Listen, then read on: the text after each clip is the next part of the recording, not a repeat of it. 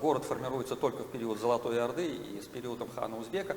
Но в работах наших пензенских коллег, небольших работах, есть и материалы, которые указывают, что, возможно, там было небольшое поселение, которое предшествовало монгольскому завоеванию этой территории до начала XIII века. Конечно, это задача будущих исследований, я однозначно не могу это утверждать, но хан Узбек проводит очень значительную, серьезную работу по строительству этого города. В чем это выражается? Во-первых, он строит огромную, большую каменную соборную мечеть. Здание по своим объемам, по габаритам, ну, если сравнивать, можно сопоставить с соборной мечетью в Болгаре. Это соборная мечеть в Болгаре, это здание 40 на 40 метров.